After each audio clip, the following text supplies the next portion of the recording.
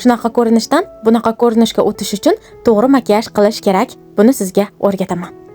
Birinchi o'rinda yuzimizni chuqur yuvib tozalab olamiz. Tonalka qo'yishdan oldin pad makiyaj sivrotkadan foydalanamiz. Antivozrostnoy sivorotka bo'lganligi uchun qarishni oldini oladi, yuzimizni to'g'ri g'ot qilishga yordam beradi. Juda ham ko'p ayollar ko'z atrofi uchun konsiler ishlatish kerakligini bilmaydi. Ko'z atrofi uchun konsiler ishlatsak, har qanday ko'zimiz atrofidagi muammolarni tushishini oldini olamiz. Yuzimizga chiroyli forma berish uchun highlighterdan foydalanamiz.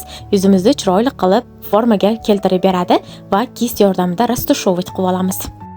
Eng muhim etapga keldik. Tonalkani sponj yordamida surtib olamiz. Shunaqa etaplardan keyin yuzimizga tonalka shunaqa chiroyli turib beradi.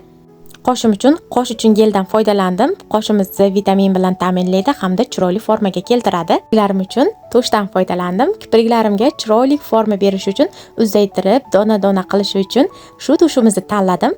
Eng zo'r tushlarimizdan bittasi, e'tibor beringlar, qanaqangi chiroyli qilib uzaytirib qo'ydi. Tavsiya qilaman, bu tushimizdan foydalaninglar. Har bir ayolga yoqadigan, kipriklarni chiroyli formaga keltiradigan tushimiz.